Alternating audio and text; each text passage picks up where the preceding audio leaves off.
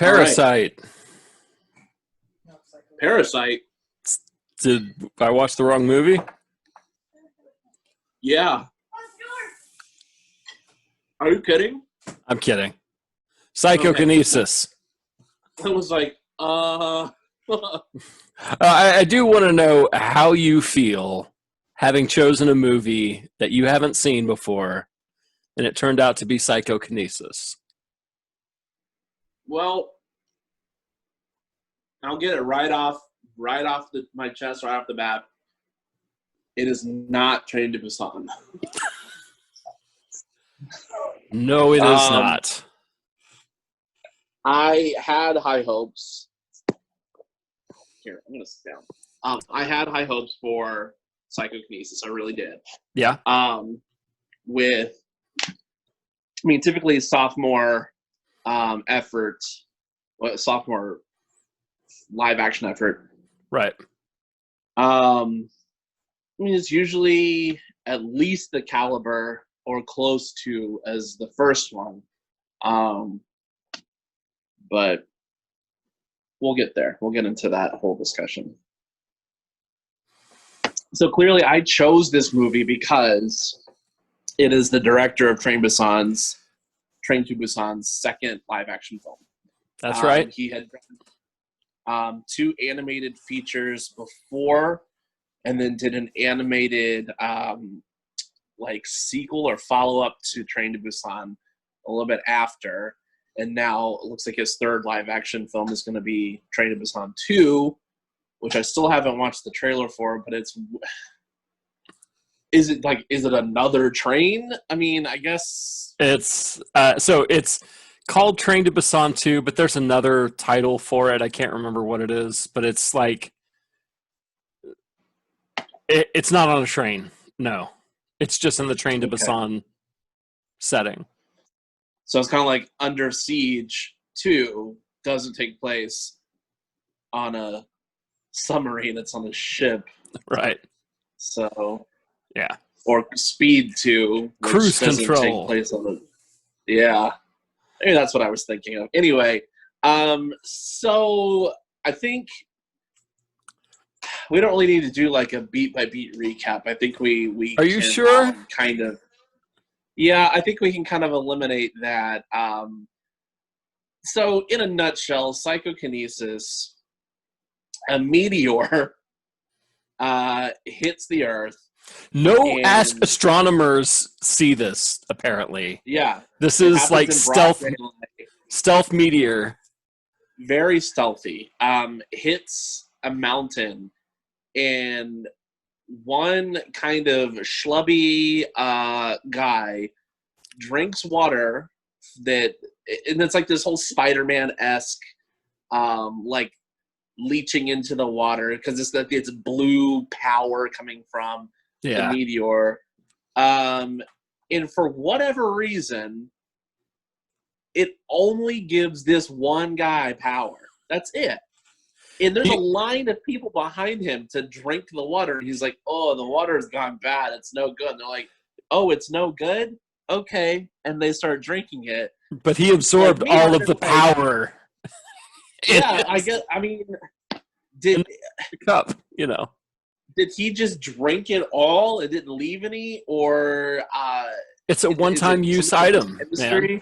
Yeah, I guess so. The first person to use one ruins it for everyone else. But the question is, like, does the taste go for everyone else? Like, do other people taste it and just not get powers? Or is it like he drank it and that was the only bit of it there was? Yeah, I mean, I was thinking that he was going to be like, I don't know, hiking and only that area. I don't know, whatever. So because of plot contrivances, nobody else gets powers that we know of. This could very well be an origin story where everybody that drank that water gets powers, but we're going to say that no, that's not what happened.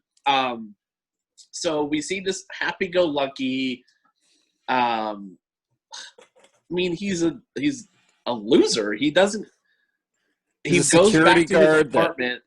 that steals coffee, guard. like, and toilet paper. Yeah, because he's too poor, I guess, to buy it himself. He goes back to his pigsty of an apartment. He tried to grab his lighter. It was too far away, and it jumped to his hand. Right. Which is in the trailer. And in the trailer, that is like, oh, cool, okay. But in the movie, you're like, all right. And I would love to say it gets bigger and better from there.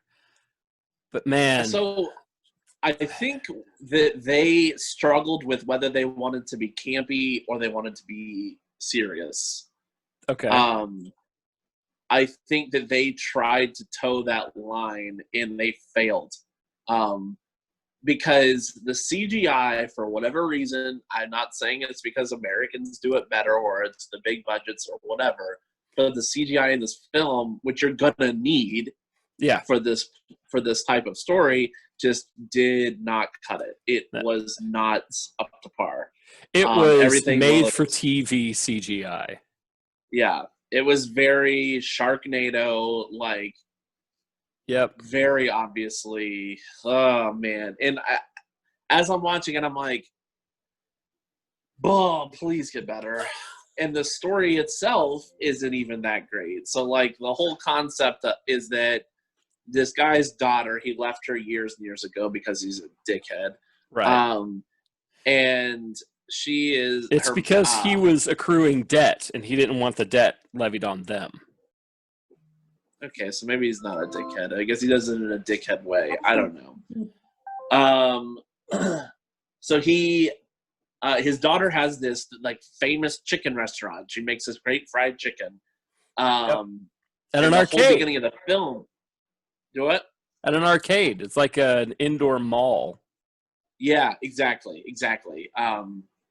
So the whole beginning of the film is this like not a commercial, but like a morning news reel of, oh, look at all of your people.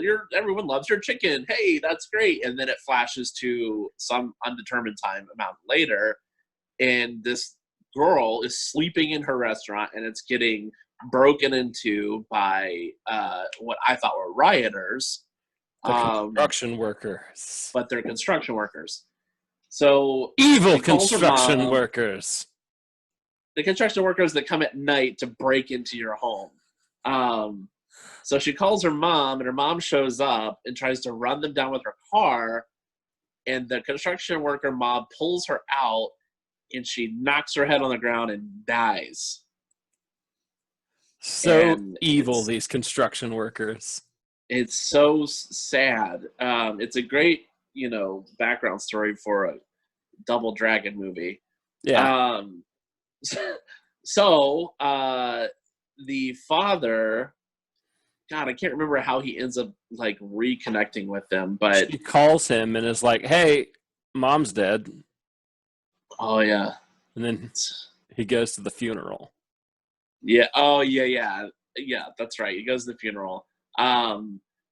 So through the film, we have certain circumstances where he uses his powers, and it's not like Jedi style. It's not like, crush this or do that. Right. He has to like squeeze his ass and like shake and like do all this weird shit in order to. And I was like, this is why I think that they tried to do campy. If the whole thing would have been ridiculous like that, if he had to do weird motions in order to make it work, then I could have gotten on board with it. Like, okay, it's funny. But then there's too many serious moments where you're like, no, why did they choose to do that? Because then at the end, he ends up being able to do stuff without being all crazy with it. Yeah, but he like it's only like half the time that he does it crazy. Like sometimes he's like, I'm going to pick up the lighter, and it just like zips to his hand. And then other times he's like, I gotta poop myself in order to make this power work. And like I don't know if it has anything to do with like the amount of brain power he has to use. Like you see Rey and Rise Rise of Skywalker, where she has to like really concentrate to bring the ship down, or like in the Force Unleashed games where Starkiller has to like really concentrate to bring a Star Destroyer down, but then this guy has to turn his insides out in order to knock a group of guys back. So, I mean, I don't know if it's right to compare it to Star Wars, but that's the only film series I can think of that has similar powers. It feels like a manga that didn't translate well, especially once it gets to my favorite part of the whole film, when we're introduced to she's like a high-powered middle woman. The mob boss, basically. Yeah, the mob boss. But she's a construction mob boss. Now, this isn't like organized crime. It's organized industry. Like, they're trying to make it better it's gentrification is what it is. The whole thing is about the gentrification of the lower class of South Korea. Right. But they make it look like it's a criminal organization. Right. But it absolutely is not. So we're introduced to her, and I think she's either in Train to Busan or she's in Parasite. It's one of the two. But she comes in, and I love her character just because of how cartoonishly evil she is. Yeah, she's spectacular. But she joins a meeting of the two guys that are kind of heading up, like the two lackeys. Yeah. And she's like, why haven't you started eating? These like little shrimp are placed on these plates. He's like, oh, we thought it would have been rude. She's like, oh, no, it's not rude. And then she says, before we talk business, let's get the ugliness out of the way. She gets up and goes to the window and starts a recording. And she looks out the window as these two guys are beat senselessly. Like their chairs are broken. One guy. The other guy is left alone. I think he's just their accountant. Like, oh, okay. But it's just the one. Yeah, they beat him within an inch of his life, and she's like, no, what are you doing? Why are you doing this? You strange people. Yeah, who are you? As she's looking out the window. So she's very clearly trying to set up like an alibi for herself. Yeah. It was interesting. I mean, I've never seen that scene before. It was great because then she's like, oh, have a seat. Oh, you can't sit there. Your chair's broken. That was the best part of the whole film. I thought it was so funny how, like, she's very self-aware of how fucking rude she is. Yeah. She was hysterical. What kills me is she's very clearly like the boss. And we're venturing into spoiler territory here, but so she's very clearly like the boss ordering this guy around who is like terrified of his boss. So he's trying to get this building evacuated for her so she doesn't beat the shit out of him. And Mr. Superhero is like that guy, the guy who's working for her. I'm going to beat him within an inch of his life, put him literally through like a brick wall. And her, he's like, I squished your minivan.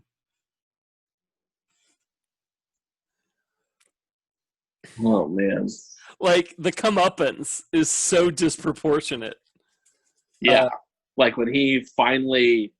the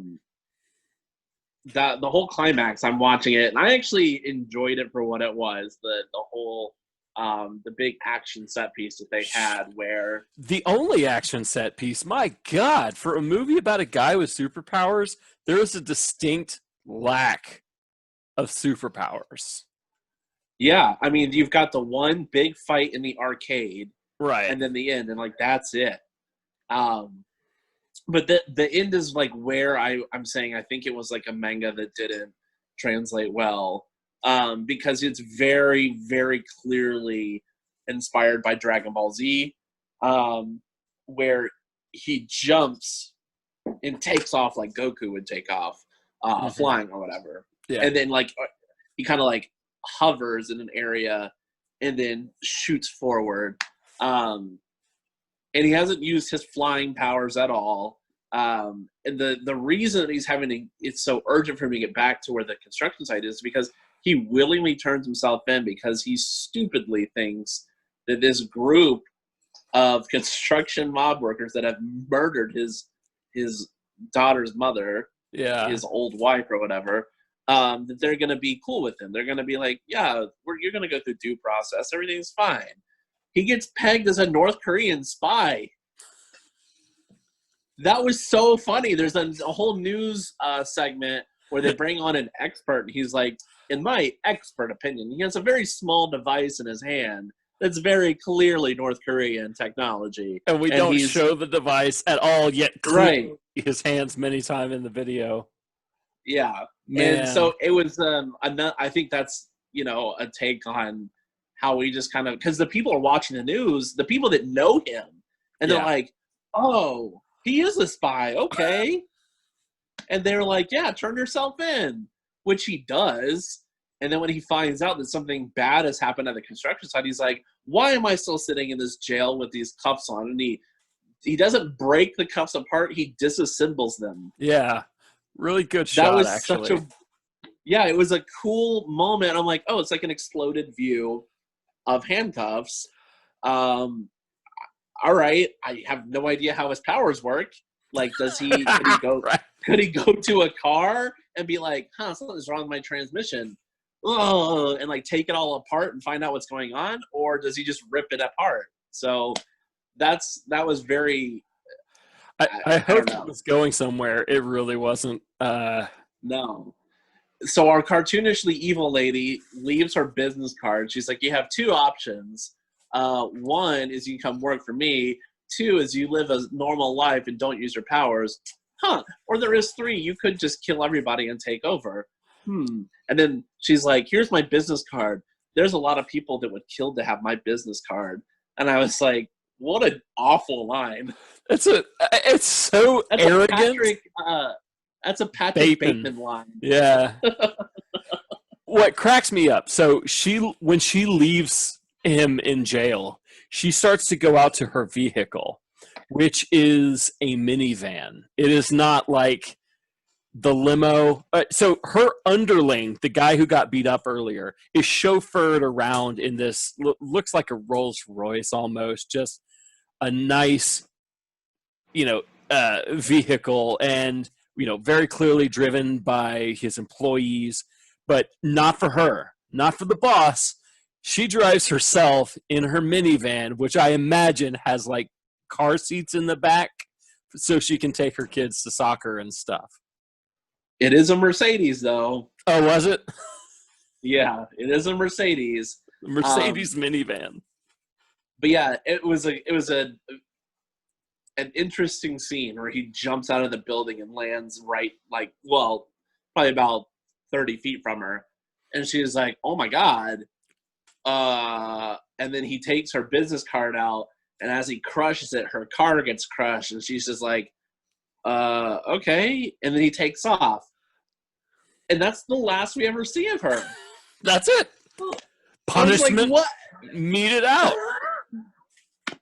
So he takes off to the construction site where they've got bulldozers and like cops in riot gear, and they're tearing down the walls.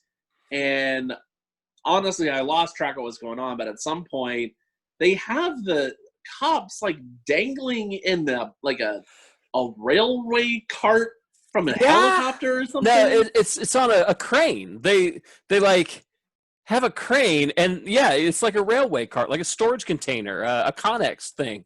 And the cops all get inside so they can move them to the roof and have them go down through the top. Like, that's a terrible idea. Yeah. Yes. Awful. And that's proven as the crane is going up, and this cart is just like shaking around. He gets up there, and somehow his daughter gets into the cart, and then he's trying to pull it with his mind powers, and he's bracing his feet on the railing, and you see it bending, and this is all very, very bad CGI. Yeah, and you see him slipping for some reason, and then his foot slips off of the railing, and then he loses track of everything. His daughter falls, and then he's just like, "Oh no!" For like a good 5 seconds, just she accepts. What am I gonna do? She absolutely accepts death. Like on the way down, she's like, "Oh, I guess this is it." Like the serene face taking over. Yeah, nothing like, "You can fly. You flew here. Come get me. you flew on the way." And then, so yeah, the 5 seconds that she's just like, "This is my life now," and then he's looking at like this empty space where she was, is like, "Well, I guess that this is it." And then he realizes, "Oh, wait, I flew here, so I can probably fly again." So he goes down, and I swear to God, she's like a millimeter from hitting the ground, and he snatches her up. And if I learned anything from The Amazing Spider-Man 2, that's going to break your neck and kill you. That's going to kill you. Spider-Man 2, she hits her head on the ground. He doesn't get her. Oh, I thought that it was whiplash and like broke her neck or something. No, I only saw the movie once. Yeah, it was. It is this deliciously disgusting like tomato hitting a wall sound, like just like beautiful. So he thought he had got her in time. Than having Jamie Foxx with a big gap in his teeth. Okay, so yeah, what kills me is she was not injured on the way down. Like she was like helping a cop up when she fell. So he goes down and catches her and like lifts her up to the building and helps her get to the next building with all the rest of the survivors from the arcade as it's being cleared out by cops. And she is like near unconscious, like barely able to continue and needs help walking. And I'm sitting there like, what happened to her? Like these other guys, right? They were beat by cops with like clubs and stuff. And she's just like, oh. My brain, in wanting to make sense of what's going on, I thought I saw like her veins getting like blue and stuff, and I thought, oh, is she going to turn into a zombie? Trying to connect it to Train to Busan? Hoping that I thought something was going to happen, and clearly it didn't. And then he gets arrested and goes to jail for 4 years. I don't know why. Why did he end up going to jail? He beat up a bunch of cops. Yeah, I guess. I mean, and so he served 4 years. He gets out, and this guy picks him up that I guess was in the rest of the movie. Yeah, it's gonna end up lawyer friend zone. Yeah, so he's marrying the daughter now. That I think they go to where the really exciting. Was. But like, yeah. I think we were supposed to be really like, oh, it happened. Except they did not do anything in the rest of the movie to indicate that like they had any interest in each other. Like they kind of knew each other. They were in scenes together, but like there was no chemistry at all. And then like the one reference to it is his dad being like, so are you into her or something? And he's like, what? No. Okay. And then that's like it until the end when he's like, I'm marrying her. You remember that scene earlier in the movie? That was a lie. And I'm like, okay. Does he even remember that conversation? Right. Like that little throwaway. I mean, he asks him like, so how was jail? And his response was, it wasn't bad. It wasn't bad. It was fine.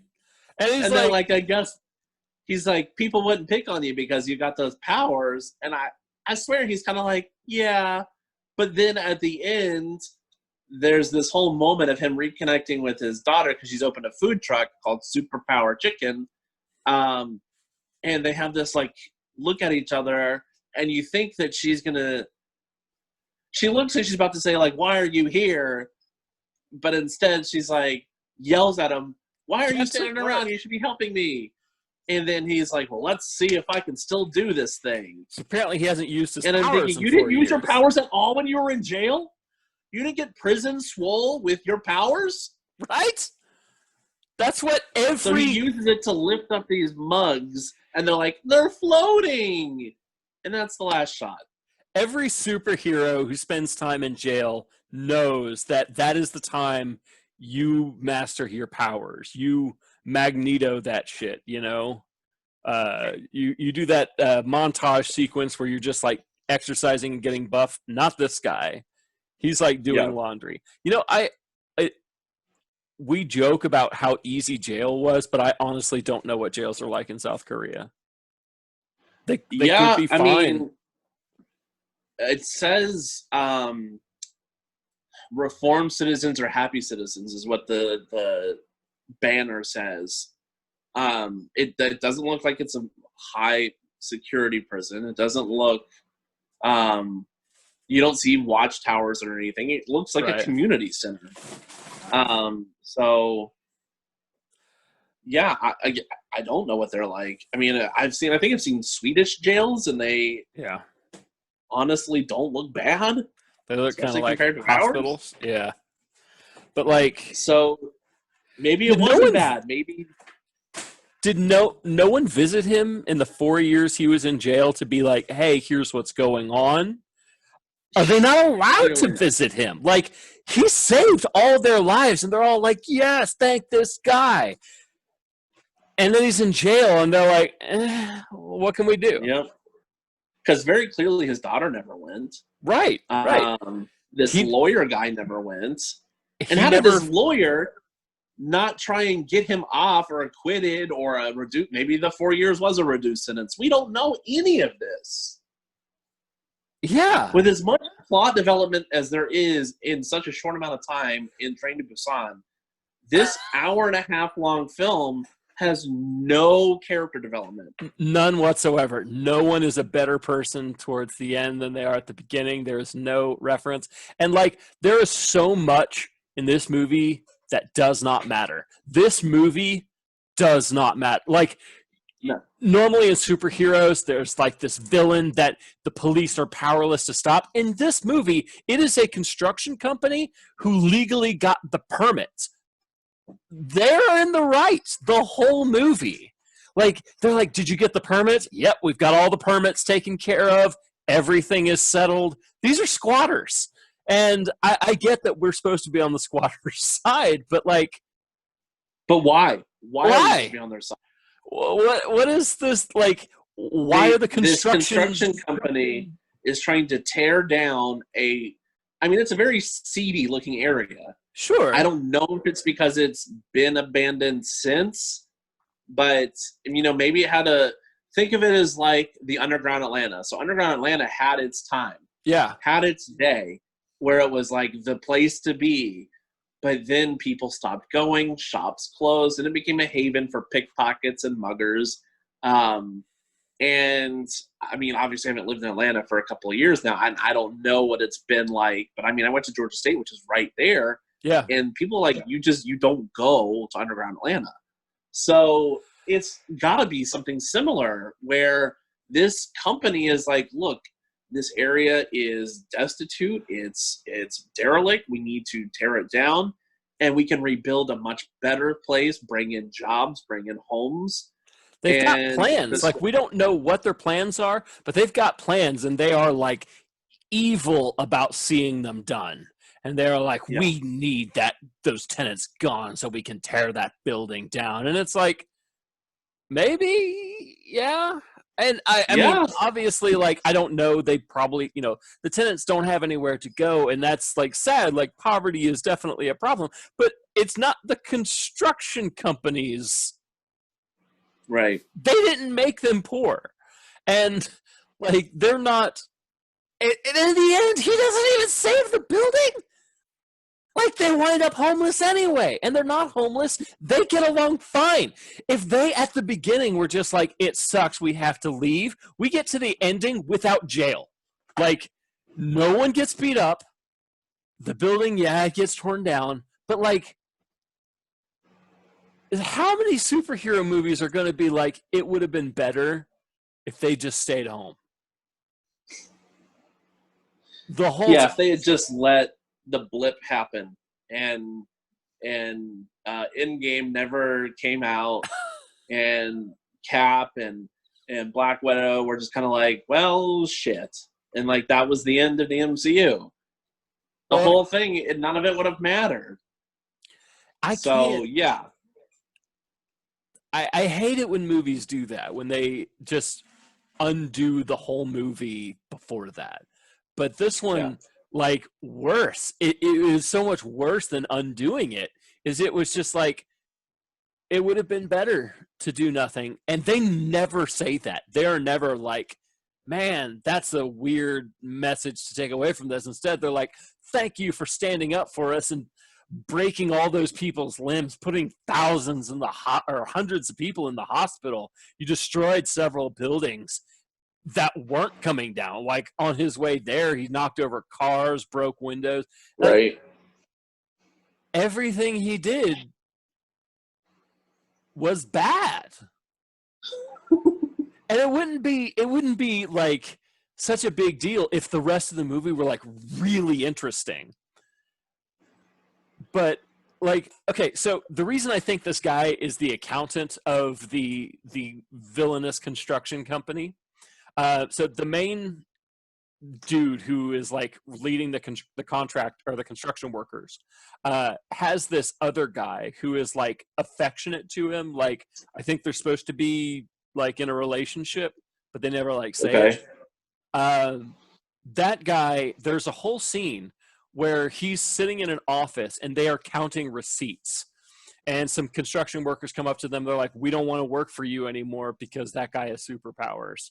And he's like, hang on, let's talk about this. Let's negotiate your salaries and we can still do all of this. We'll give you bonuses. And I'm sitting there like, why is this scene here?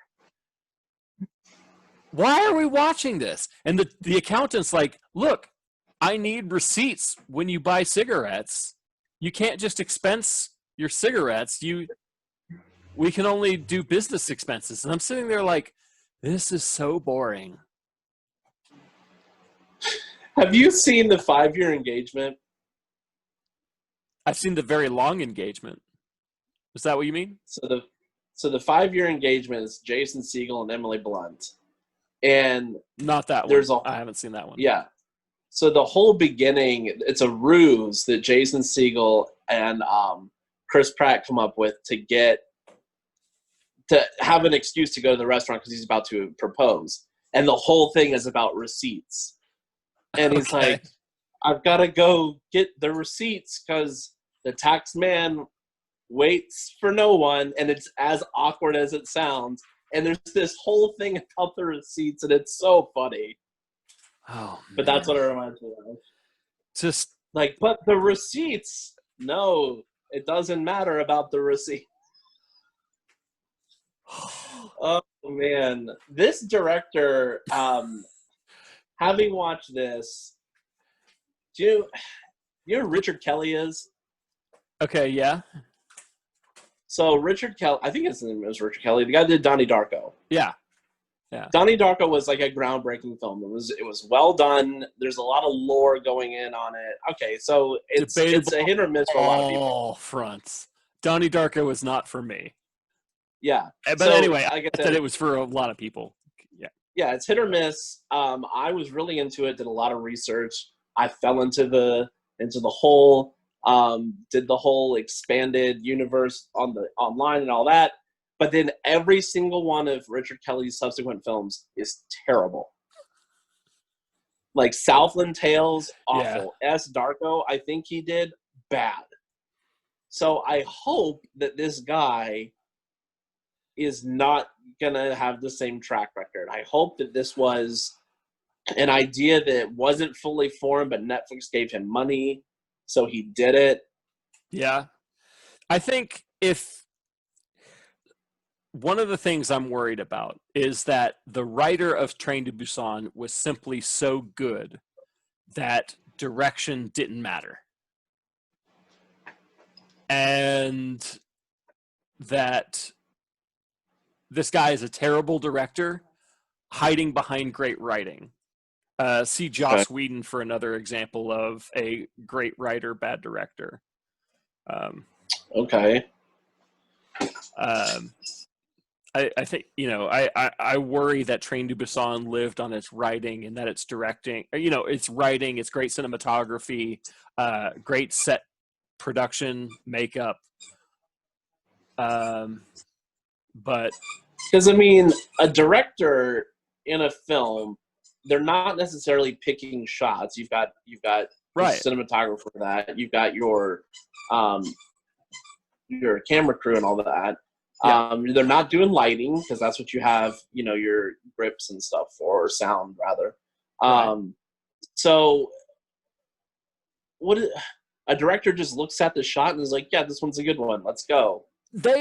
So a director was going to helm everything. The cinematographer doesn't just like pick their shot and go, this is what we're going with. The director is like, Yeah. here's what I'm going for. And the cinematographer is like, here's what I'm going for. And thinking, and usually the director will essentially like hopefully trust their director of photography is what they're The called. DP, that's right. And hopefully trust them enough to let their artistic self out, and hopefully their communication between each other is good enough that they see the logic of this shot over this shot.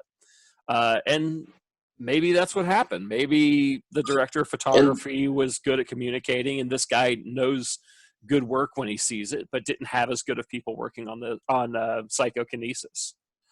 So like there's guys like Wally Pfister. So Wally Pfister was, or I guess might still be, Christopher Nolan's DP. Okay. So he did he did a lot of Nolan's big movies.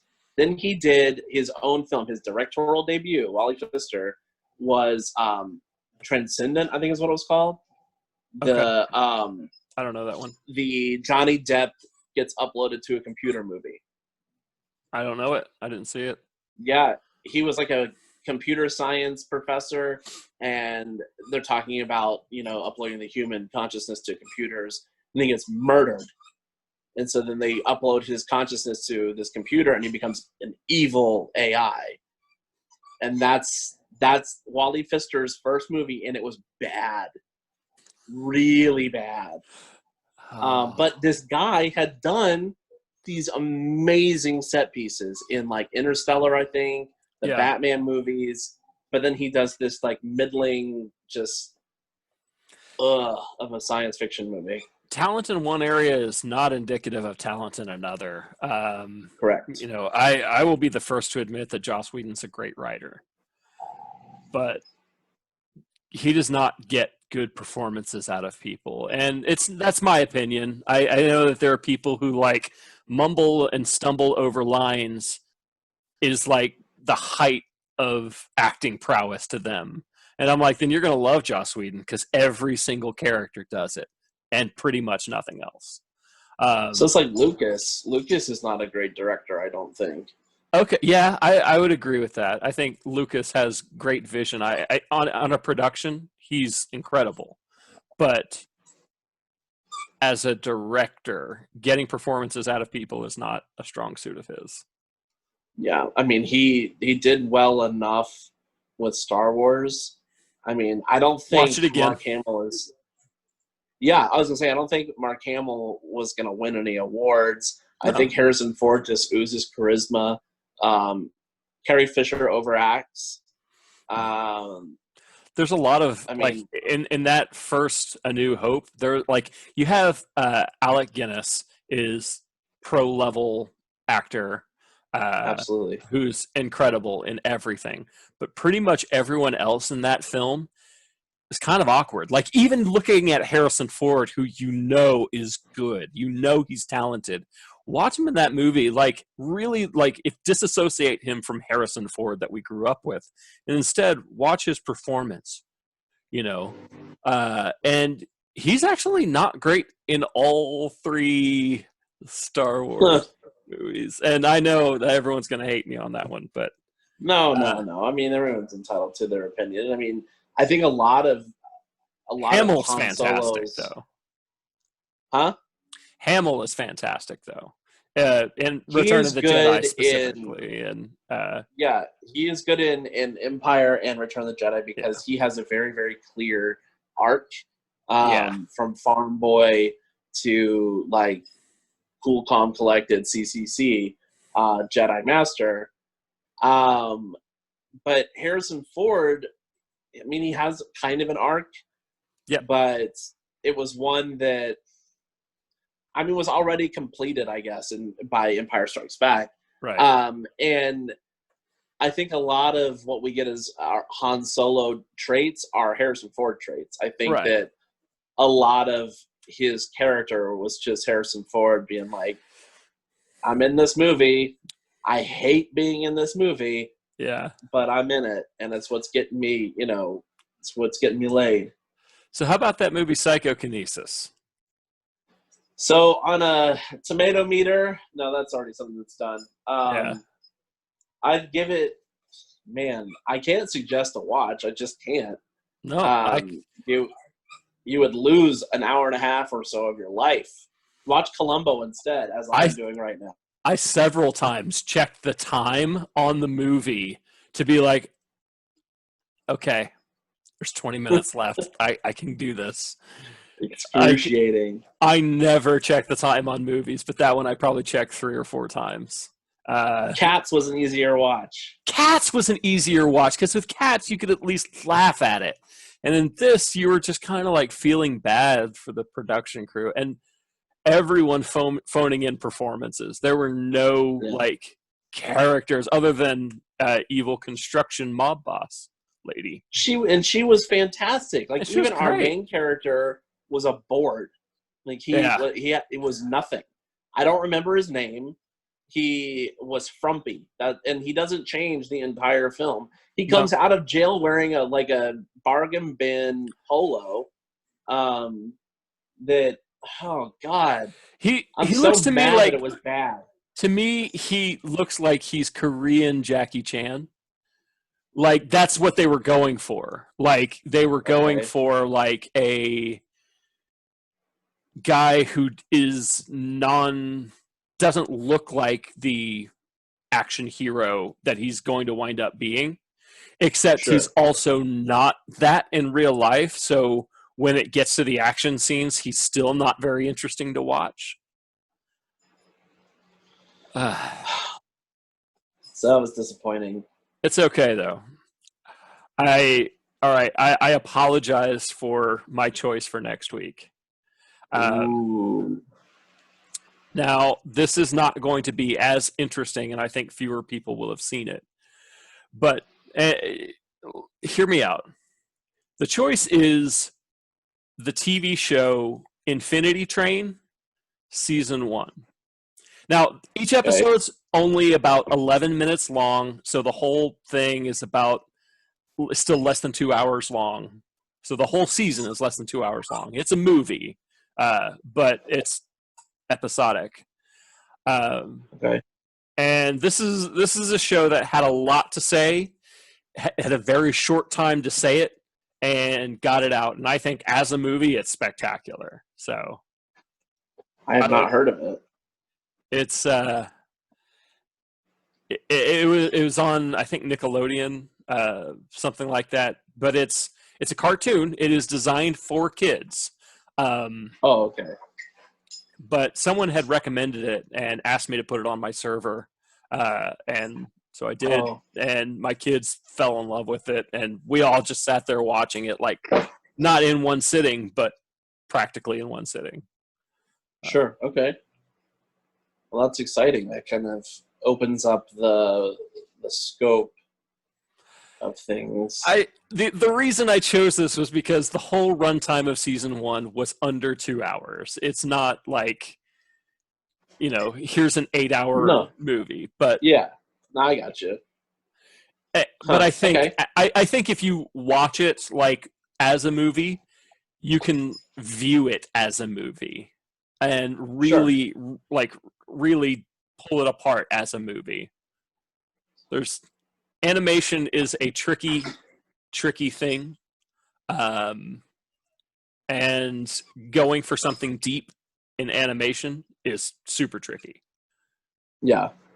But everyone says that Avatar pulled it off. I watched the first episode and could not get into it. Avatar: The Last Airbender is an amazing show. A lot of people associate it with anime, which is the root source, but it's not anime, and I really liked it. But it is a thing you've got to sit, watch, get into, and it takes forever. It is not. Okay. I think it's worth it, but it does do a lot of the traditional anime of, hey, we created a problem and then we made up a solution, and it has nothing to do with anything that's come before it. Well, all right. So then Infinity Train, Season 1. I'll see you next week.